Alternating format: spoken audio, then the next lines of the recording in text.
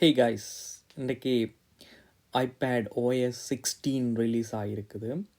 அதை உங்களோட ஐபேடில் எப்படி நாங்கள் இன்ஸ்டால் பண்ணிக்கொள்கிறதுன்றதை பார்க்கலாம். உங்களோட ஐபேட்டுன்ற செட்டிங்ஸுக்குள்ளே போங்க. செட்டிங்ஸுக்குள்ளே ஜென்ரல் செட்டிங்ஸுக்கு வாங்க. ஜென்ரல் செட்டிங்ஸுக்குள்ளே சாஃப்ட்வேர் அப்டேட்ஸுக்குள்ளே போங்க.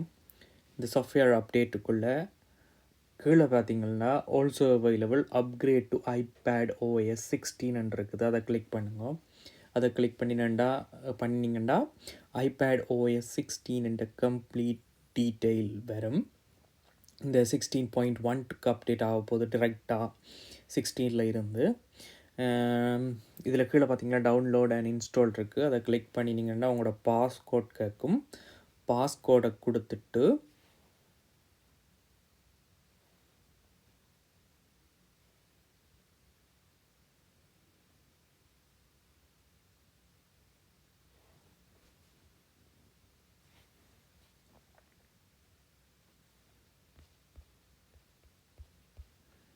பாஸ்கோடை கொடுத்தீங்கன்னா அதுக்கு பிறகு அது ஆட்டோமேட்டிக்காக டேர்ம்ஸ் அண்ட் கண்டிஷன் என்ற செக்ஷனுக்குள்ளே போகும். அதில் உங்களோட டேர்ம்ஸ் அண்ட் கண்டிஷன் உங்களுக்கு தேவையான டேர்ம்ஸ் அண்ட் கண்டிஷனை இமெயிலையும் எடுத்துக்கொள்ளலாம். இல்லையண்டா டிரெக்டாக டேர்ம்ஸ் அண்ட் கண்டிஷனை அக்ரி பண்ணினீங்கண்டா அக்ரி கேட்கும். திருப்பியும் அக்ரியை கொடுத்தீங்களா ஐபேட் ஓஎஸ் இப்போ டவுன்லோட் ஆகும். டவுன்லோட் ஆகி முடிஞ்ச பிறகு ஆட்டோமேட்டிக்காக இன்ஸ்டால் பண்ண தொடங்கும்.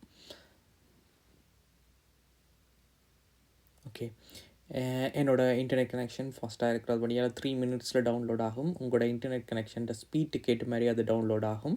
அதுக்கு பிறகு இன்ஸ்டால் கொடுத்தீங்கன்னா ஆட்டோமேட்டிக்காக அது இன்ஸ்டால் ஆக தொடங்கும்.